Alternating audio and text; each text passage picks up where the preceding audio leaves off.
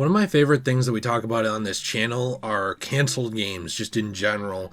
We've covered a wide variety of them, from the Arkham Legacy game, if it was ever even really named that, Project Sabbath, to Superman titles that were canceled that had a lot of different styles of concept art released. And today, we're actually talking about Superman yet again. If you enjoy this video, please be sure to leave a like and subscribe for more content. I love the Man of Steel. I love Superman. He is fantastic. And I'm very, very disappointed that we did not get this game. Let's hop right into it here. The first thing that we have to know is that this is all from a Twitter thread. That does not automatically discount it. It is worth noting, and you will hear me clicking around a little bit, because this is from a game developer. Actually, this is from Salvatrix. This is at Dev Salvatrix. This person is actually a game developer, and they had formerly worked with Factor 5 working on this Superman game. So I will include the link in the description down below so you can see their entire Twitter thread, and we'll show a bunch of it here too. Also in the background is going to be a lot of footage of Superman Returns, the game, which is very similar, it looks like, in some ways, to what they were working on. However, we will also show the gameplay of this game too. The thread starts with her talking about how in 2007 and 2008, she was the lead designer on a Superman game that was never released. The economy had crashed, it killed their publisher and Factor 5 and the game. So basically, there was a lot of different information here released in this thread, some of which I will skip over for you so that I'm not just reading verbatim. But they had put together different concepts of what they wanted to do, and it was very, very inspired by the Justice League Unlimited cartoon in the DC animated universe, which, again, is a good heart to go with, because the DCAU is probably agreed upon to be one of the best adaptations of the DC universe in general. She said that aerial brawling, large urban environments, crashing through buildings, fast target engagement, knocking your foe into the next block, shockwaves from hits, impact grooves in the streets or building sides, all of it. We hadn't seen a game really deliver on that promise before, and to be honest, I have yet to see it fully delivered since. We had it fully working as a prototype and were shifting to full production when the crash hit. All the main gameplay was in place and had been proven out. They talked about how they didn't do the crutches of this intellectual property, which is something I've talked about before. They were not going to have kryptonite fighting and just fighting robots. There were rules about the big blue boy scout, pre-Snyder obviously, a little zing I guess, but we were to surround Supes with foes more in his power range. This is something we've talked about on this channel in why a Superman game is hard to make. They often don't do this. Often they have to do these weird ways to trump up villains in order to fight them, like, rely on Metallo or rely on a villain that has kryptonite or rely on robots. They were going to do more than that with superpowered villains. So she talked about how it was supposed to release actually alongside the sequel to the Bryan Singer Superman Returns film, which never happened, and it just didn't come out, and neither did the movie. So even though they had those touchstone references, it's worth going over really quick. The environments were based on both Superman the Animated Series and early 20th century artist Hugh Ferris, featuring elevated highways, railways, and airships, and I can show you some of the pictures here as well. Keep in mind with this game, this is a prototype, okay? So I understand that it will be very easy to look at this and think this looks like trash.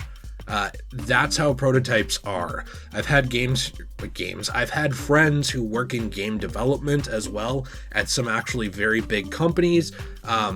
There are things that I know about certain games that I have not even, said or anything like that. And there have been people I've talked to with leaks and other stuff who have shown me things in terms of prototyping that I can't show due to, rules.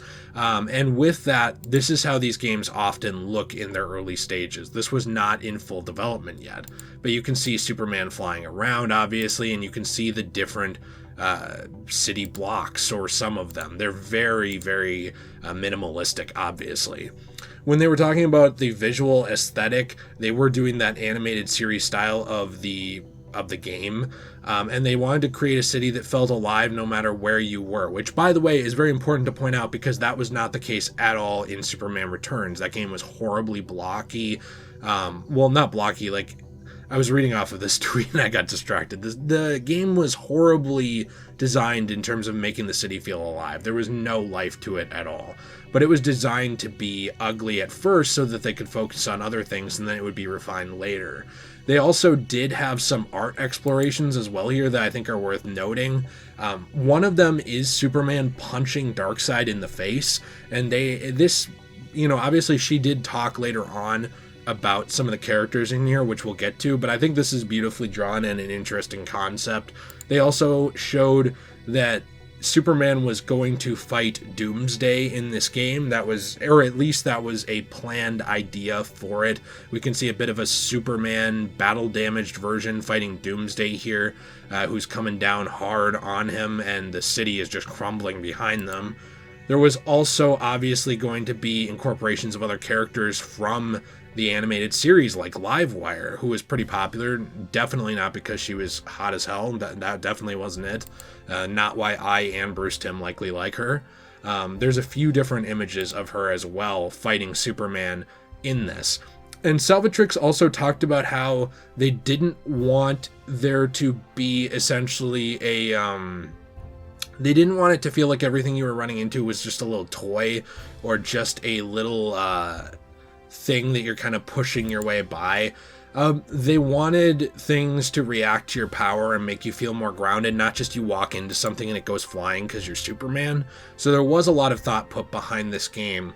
And also, it's worth noting that there was different characters planned here: Parademons, Brimstone, Darkseid, also, like I mentioned, Livewire. She also said that she was not the artist here too. But the videos, I think, are where it's very, very interesting because we actually get to see some of this in motion as well. We get to see things like Superman flying through buildings, holding enemies, smashing them through buildings and reacting to them. It appears that the first playable prototype was on the PlayStation 3.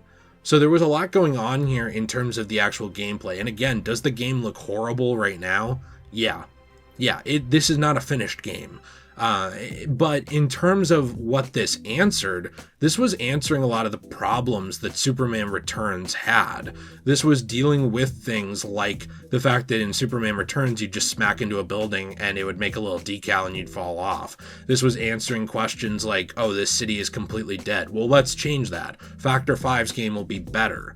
There were a lot of different things that they were doing with this game, and it's really, really too bad that this didn't come to fruition.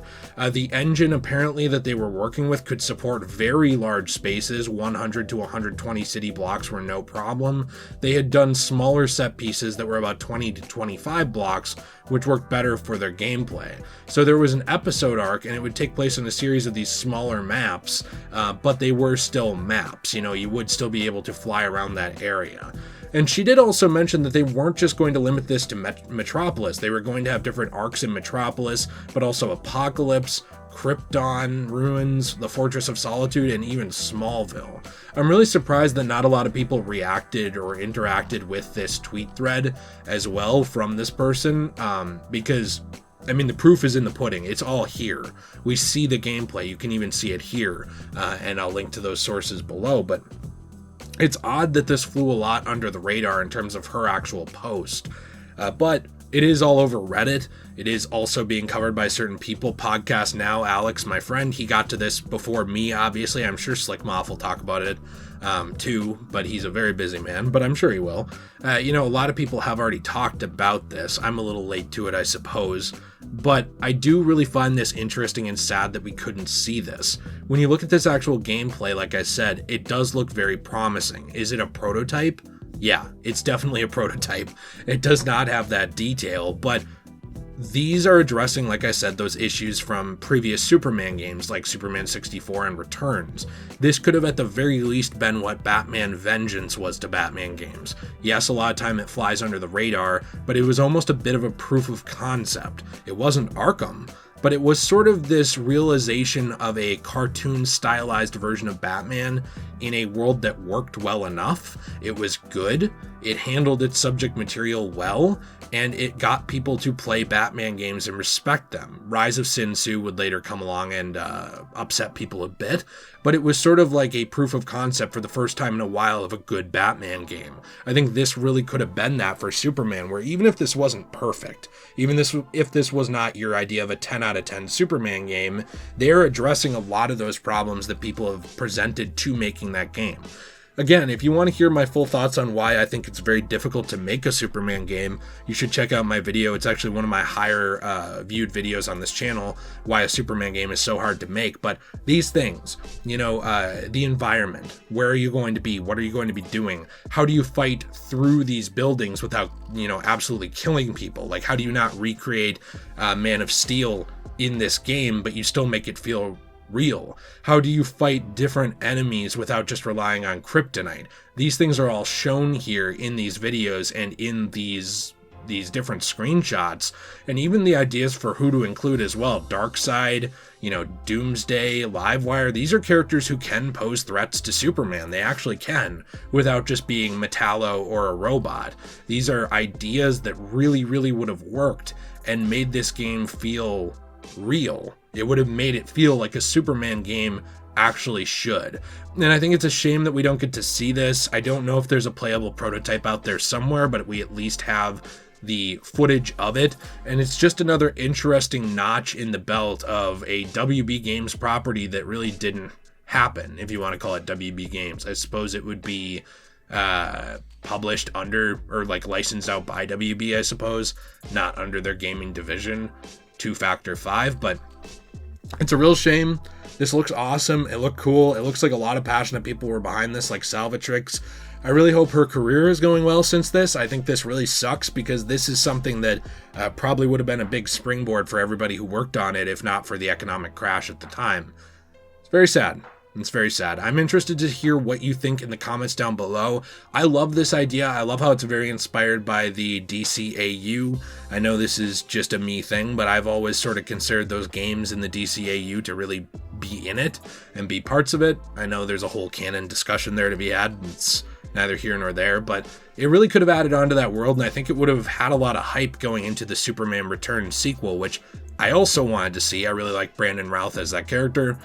And I'm sad. I'm very sad we didn't see this, but I love Superman. I love that this came out in terms of the information, and I hope you like it too. Please be sure to leave a like if you enjoyed this. Thank you to some of my biggest patron supporters as well today. There's a lot of different Patreon subscribers that help me out a lot. If you want to check that out, the link is in the description down below. My wife also runs a wonderful Etsy shop with both some merch I've designed as well as her own stuff that is fantastic for holidays, for sisters, girlfriends, mothers, or confident men in your life. And there are all kinds of things down there, including the secondary channel Degenerate Plays, where we play through a wide variety of games. And hey, maybe we're gonna have to get Superman over there. Have a fantastic day, everyone, and as always, stay shui.